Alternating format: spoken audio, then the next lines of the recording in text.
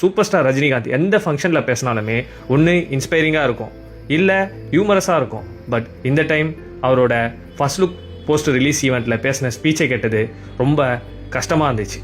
ரொம்ப நாள் கழிச்சு நான் தெரிஞ்சுக்கிட்டேன், நம்மளை பிடிக்காதவங்களுக்கு நம்ம என்ன செஞ்சாலும் எது பண்ணாலும் பிடிக்காது.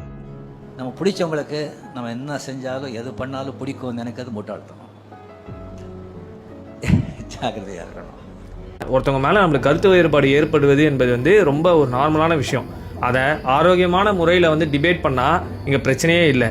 ஆனால் இங்கே என்ன பண்ணுறாங்கன்னு பார்த்தீங்கன்னா, பிடிச்சி அவங்கள வந்து மன உளைச்சலுக்கு ஆளாகிற வரைக்கும் சைபர் புல்லியிங் பண்ணுறாங்க. எவ்வளோ பெரிய ஆளாக இருந்தாலும் கான்ஸ்டண்ட்டாக ஏதாவது கடுப்பேற்றிட்டே இருந்தால் ஹர்ட் ஆக தான் செய்யும். அதை வந்து இந்த ஃபங்க்ஷன் ஃபுல்லாகவே பார்க்க முடிஞ்சிருக்கும். சூப்பர் ஸ்டார் ரஜினிகாந்த் பார்த்தீங்கன்னா வந்து ஒரு மாதிரி அன்கம்ஃபர்டபுளாகவே இருந்தார் ஃபங்க்ஷன் ஃபுல்லாக.